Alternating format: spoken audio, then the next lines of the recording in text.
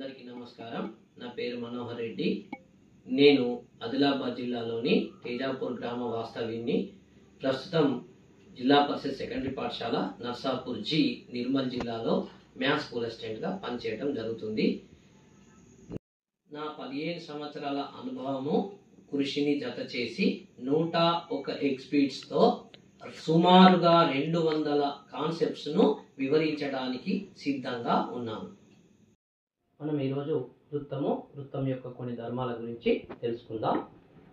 స్థిర బిందువును ఆధారంగా చేసుకుని స్థిర దూరంలో చెలించే బిందువుల యొక్క పథాన్ని వృత్తము అని అంటారు. ఆ వృత్తాన్ని మనం ఈ రకంగా గీయవచ్చు. ఈ స్థిర బిందువును వృత్తం యొక్క కేంద్రం అంటాం. ఈ స్థిర దూరంను వ్యాసార్థం అని, వృత్తం యొక్క వ్యాసార్థం అని అంటాము. ఇప్పుడు మనం వృత్త వైశాల్యంను వివిధ సూత్రాల ద్వారా కనుక్కుందాం. ఇది ఒక వృత్తం. ఈ వృత్తాన్ని మనం 8 భాగాలుగా చేయడం జరిగింది. అంటే ఇవి 8 సెక్టార్లు. ఈ 8 సెక్టార్లను మనం ఈ 6 రేడియస్లో అమర్చడం జరిగింది. ఇప్పుడు ఇది ఒక ట్రెపీజియం మాదిరి, ఇది ఒక సమాంతర చతుర్భుజం మాదిరిగా ఏర్పడటం జరిగింది. అంటే ఈ సమాంతర చతుర్భుజం యొక్క పొడవు ఏమవుతుందంటే πr అవుతుంది, వెడల్పు ఏమవుతుందంటే r అవుతుంది. ఇప్పుడు దీని యొక్క వైశాల్యం అంటే మనము సమాంతర చతుర్భుజ వైశాల్య సూత్రాన్ని ఉపయోగించి πr × r గా మనం వృత్త వైశాల్యాన్ని లెక్కించవచ్చు. కానీ ఇక్కడ ఈ సెక్టార్లను చిన్న చిన్న సెక్టార్లుగా విభజించిన కొద్దీ ఇది దీర్ఘచతురస్రంగా మారుతుంది. అప్పుడు దాని వైశాల్యం పొడవు ఇంటూ వెడల్పుగా మనం ఈజీగా పిల్లలకి చెప్పి అవగాహన కల్పించవచ్చు.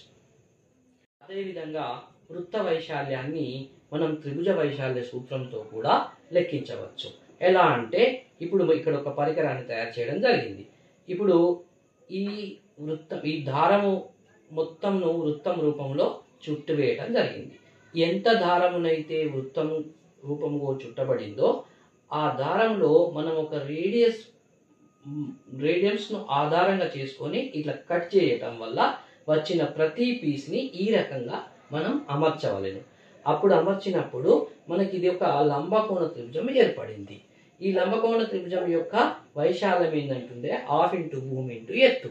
ఈ 1/2 × భూమి × ఎత్తు ద్వారా మనం ఈ వృత్తం యొక్క వైశాల్యాన్ని లెక్కిస్తున్నాం. అంటే వృత్తం యొక్క వైశాల్యాన్ని త్రిభుజ వైశాల్య సూత్రంతో మనం లెక్కించడం జరిగింది. ఎందుకంటే ఇందులో ఎంత దారం అయితే ఉందో ఇప్పుడు ఇందులో అవే దారం ముక్కలు ఉండడం జరిగింది. అదేవిధంగా ఇది లంబకోణ త్రిభుజంగా అమర్చడం జరిగింది. ఇంకో రకంగా కూడా మనం అమర్చవచ్చు. అది ఎలా అంటే ఇప్పుడు అవే దారాలను మనం ఇలా కట్ చేసి ఇలా అమర్చడం ద్వారా ఇప్పుడు మనకు సమద్విబాహు త్రిభుజం ఏర్పడింది. ఈ సమద్విబాహు త్రిభుజం యొక్క సూత్రం ఆధారంగా మనం ఈ వృత్త వైశాల్యం యొక్క వైశాల్యాన్ని కనిపెట్టవచ్చు. ఇప్పుడు మనం ఇక్కడ ఒక వృత్తం ఉంది. ఈ వృత్తానికి ఇక్కడ ఒక స్పర్శరేఖ ఉంది. ఇది వ్యాసార్థం అవుతుంది. ఈ స్పర్శరేఖను మనం ఈ వ్యాసార్థాన్ని ఇలా పెట్టినప్పుడు P2, ఇలా పెట్టినప్పుడు P1 అవుతుంది. ఈ డిస్టెన్స్ ఎక్కువగా ఉంటుంది. ఇలా కదిలించుకుంటూ పోయినప్పుడు ఎక్కడైతే స్పర్శ బిందు ఉంటుందో అక్కడ మనకు మినిమం డిస్టెన్స్లో ఉంటుంది. ఇప్పుడు ఈ డిస్టెన్స్ వద్ద ఈ స్పర్శ రేఖకు ఈ వ్యాసార్థం అనేది లంబంగా ఉంటుందని మనం దీని ద్వారా తెలియపరచవచ్చు. ఇప్పుడు మనం ఈ వృత్తం యొక్క ఇంకో ధర్మం గురించి తెలుసుకుందాం. ఇది వృత్తం యొక్క ఒక జా అవుతుంది. ఈ జా వృత్తాన్ని 2 ఖండాలుగా విభజిస్తుంది. ఇది అల్పవృత్త ఖండము, ఇది అధిక వృత్త ఖండము, ఇది కేంద్రం. ఈ జా కేంద్రం వద్ద ఏర్పరిచే కోణము ఈ అధిక వృత్త ఖండములో ఏర్పరిచే కోణము నాకు రెట్టింపు ఉంటుంది, లేదా అధిక వృత్త ఖండంలో ఉన్న కోణము ఇందులో సగం ఉంటుందని మనం తెలియపరచవచ్చు. మరో విధంగా ఈ జా అధిక వృత్త ఖండంలో ఒకే వృత్త ఖండంలో ఏర్పరిచే ఈ 2 కోణాలు సమానంగా ఉంటాయి అనే ధర్మాన్ని కూడా మనం దీని ద్వారా వివరించవచ్చు.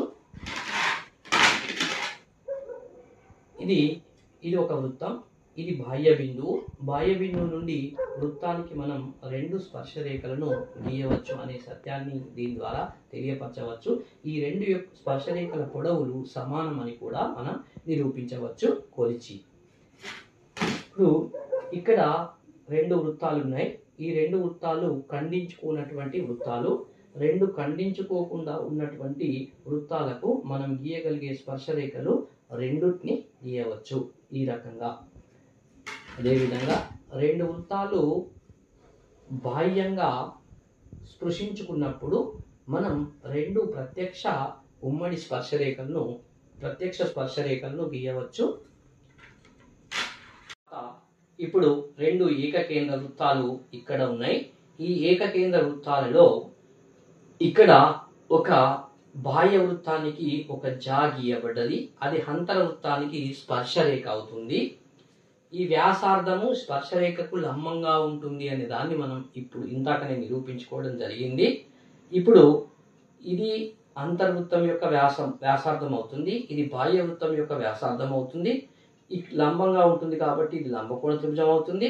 ఈ లంబకోణ త్రిభుజంలో మనం ఈ రెండు వ్యాసార్థాలు తెలిసినప్పుడు ఈ పొడవును మనం కనిపెట్టవచ్చు. ఈ జా అనేది ఈ పొడవులో సగం ఉంటుంది, లేదా ఈ సగం పొడవులు కలిస్తే ఒక జా అవుతుంది, ఈ జా పొడవుకు సమానం అవుతుంది అనే సిద్ధాంతాన్ని అనే సత్యాన్ని కూడా దీని ద్వారా తెలియపరచవచ్చు. ఇప్పుడు మనం గోళం యొక్క ఉపరితల వైశాల్యం గురించి తెలుసుకుందాం.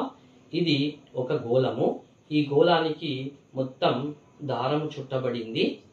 ఈ ఎంతైతే దారం ఈ గోళానికి చుట్టబడిందో అంతే దారాన్ని మనం 4 సమాన వ్యాసార్థాలుగా గల వృత్తాలుగా ఇక్కడ చుట్టడం జరిగింది. ఇప్పుడు మనకు ఈ గోళం యొక్క ఉపరితల వైశాల్యం కావాలి అన్నప్పుడు ఈ ఒక్కొక్క వృత్తం యొక్క వైశాల్యం ఎంతనో మనం πr² లెక్కించవచ్చు. ఈ ఒక πr², 2 πr², 3 πr², 4 πr², అంటే గోళం యొక్క ఉపరితల వైశాల్యము 4πr² అని మనం ఈ పరికరం ద్వారా సులభంగా విద్యార్థులకు అర్థం చేయించవచ్చు.